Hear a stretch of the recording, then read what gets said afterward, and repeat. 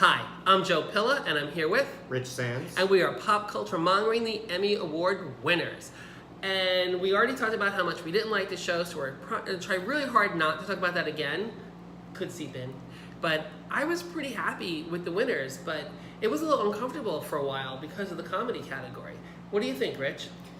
Well, Marvelous Mrs. Maisel? Maisel? I don't know. We'll have to investigate this.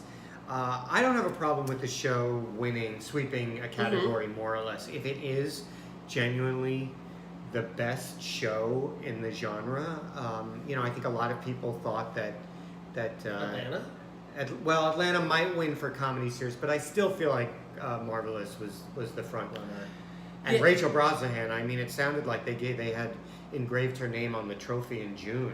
Well, so that show it's a streaming show. It's on Amazon Prime. It's quite good. I've seen it, and I really, really enjoy it. And it was one of the first streaming shows I ever saw a commercial for or preview for in a movie theater. We may have been at the movies, but I remember seeing that thinking, oh, wow, when is this coming out? And it was a movie. So they already treated it like a higher caliber production than most shows. Amazon spent a fortune on their Emmy for your consideration campaign. We saw that ad everywhere.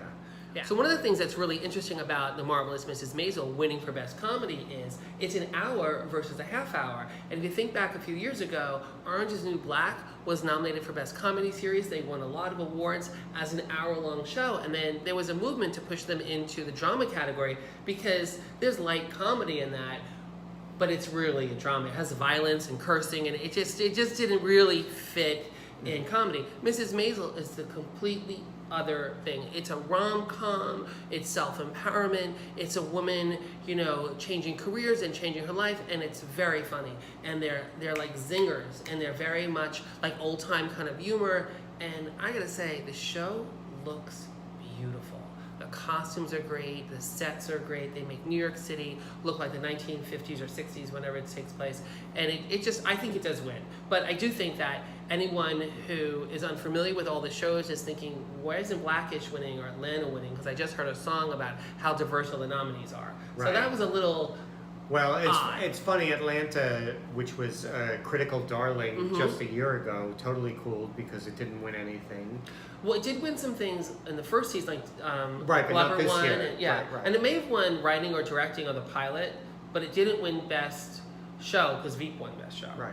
It may have split that with Veep, but it won other things. Yeah, and speaking about diversity, you can tell Anthony Anderson really wants an Emmy. He wants it so really wants an Emmy. Well, he had a Me Too scenario not long ago. During voting, someone accused him of some inappropriate behavior with some other people. It didn't get the most attention, but it happened during voting season. So right there, a bunch of people probably didn't I think network comedies as well are just always going to be at a disadvantage against HBO and streaming comedies. Yeah, it's true. Now, talking about the comedies I haven't watched that I want to watch, Barry looks great. I think it's a little too dark for me, but it looks like it's really well. Yeah. I don't know how. I know it's about a hitman. It's about a hitman played by Bill Hader, and what he does is he takes acting lessons from Henry LaFon's Winkler, Emmy Award winner, and he talks to his hitman buddy, telling him that he's just done this, and the guy responds, well, when you go in and knock somebody off, what if they recognize you from the chicken commercial? And Bill Hader goes, I'm not going to do commercials. So it's really kind of funny. I think that's just like the lack of self-awareness is amusing, and I think that was pretty good. What do we want to talk about next? Limited series, yeah. This is a category that I admit that I don't watch a lot of the programming, but Godless seems to be something that Emmy voters were really into this year. I was surprised that Merritt Wever beat Judith Light and Penelope Cruz because maybe they split the votes. They could have split the votes. Yeah. Yep. Penelope Cruz had a lot to do in the early part of the show, and then the middle, and then Judith Light only came out in the middle to the end, and I thought Judith Light might have gotten nominated for a guest actress, but she must have had enough episodes to qualify for supporting actress. And again, she's someone who really wants an Emmy. She has a daytime Emmy from like 30 years ago from One Life to Live, where she played, the housewife hooker. Look it up. We can't get into it, although I really want to tell you. And she has 2 Tonys, and she was nominated 3 years in a row. So she's poor, and everyone loves her. And I would not be upset if she won for a small part, because it was a very important part in that show, and every part in that show was great. I love the fact that Darren Criss won an Emmy. Like the phrase, he's the second person from Glee to win an Emmy, because Jane Lynch doesn't count because she's a grown up in it. Of all the kids, he's the first one to win an Emmy. I thought it was going to be Amber Riley, but it wasn't. Or Lee Michelle, and he was great. You didn't watch that? Versace, did you? Yeah, I did not, but I heard great things from you and other people. I loved it. I loved it. The reality category only had one big award on the night of the main show. Most of those other awards were handed out during the Creative Arts the previous week, but very happy to see RuPaul's Drag Race win for reality competition series, breaking up the hold that only a few shows had in What the is it, entire like Amazing Race and The Voice? and Top Chef. Top Chef won once, and I think The Voice has been winning regularly. Right, so it was nice to see him. RuPaul had earlier won for the second year in a row as host. Third year in a row. As host of a reality show, so that was great. Nice to see diversity and something a little bit different. And I follow Russ Matthews on Instagram and on Twitter, and he has a new podcast that everybody should watch on Pop Culture, which is amazing. I'll put the name on it on the screen. And I believe he got an Emmy too. I don't know if Carson Kressley got one, but I think it's really cool that Ross has an Emmy, because he was on Instagram in like 2,500 photos holding this Emmy. And I saw RuPaul with his, and I don't think RuPaul handed it over to Ross. So all I'm saying is I hope Ross has an Emmy. He didn't win Big Brother. It's a consolation prize. He'll probably be the host of Big Brother next summer, though. But Anything that's a whole other discussion. Yeah, we're not talking about Big Brother because we know we have very strong opinions. Right. But now let's talk about the late night category, which is really the variety talk series. Last week tonight with John Oliver won again. I love that show. I love that show. But it pisses me off. That because? Well, I don't think it's fair to nominate Samantha Bee in her half-hour show once a week, or maybe it's an hour, it doesn't matter. It's one episode a week. And then John Oliver, half-hour, once a week. He's on Sunday night. He has all week to get everything ready. He gets to listen to everybody else's jokes and then make his HBO where he can say anything he wants. And I think it's unfair to people like Stephen Colbert, who've been killing it the last year and a half, 5 shows a week, and James Corden, who goes from banter to video and reinvented late night variety. And then you've got, I think Jimmy Kimmel was nominated. I know Jimmy Fallon and Seth Meyers were not nominated, which I think is unfair. I think Seth Meyers. Seth Meyers. I think Seth Meyers is amazing. But to take people... And by the way, Amber Ruffin of Seth Meyers' show, she needs an Emmy and a Netflix special. Oh my God. Sorry, I just had to interject there. We'll put her picture. Well, I think what Seth Meyers does that a lot of hosts don't, nobody does this, is he takes 2 of his female writers and lets them just take 10 minutes, like once a week. Maybe it's one of them or both Seth of them. can't tell. Yeah. So it's a lesbian and a black woman, and they tell all the jokes that might come off as insensitive from a white man.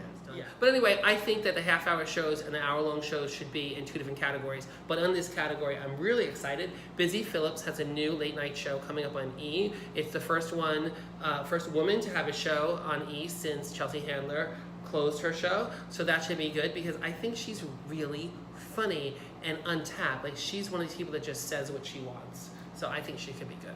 But last we want to talk about is dramas. Game of Thrones. We had wondered earlier in the summer if the long hiatus since Game of Thrones last aired might work against the show.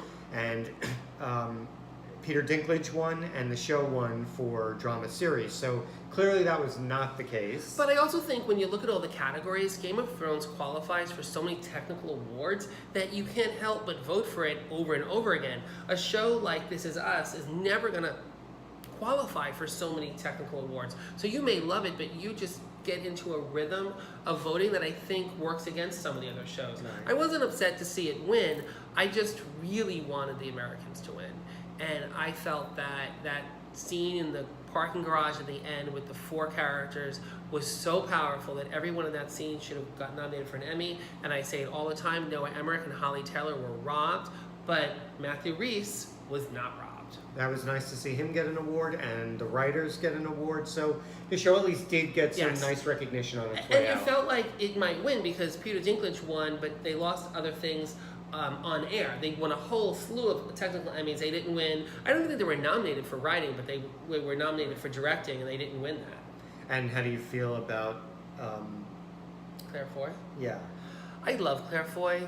I am very excited that she is going to be the new Lisbeth Salander, which I may have said in previous videos that I don't know what she's doing there, but the video, oh, and by the way, the commercial for the new movie, The Girl in the Spider's Web, came on right after Claire Foy won, so that was some really good media placement. Shout out to whoever did that.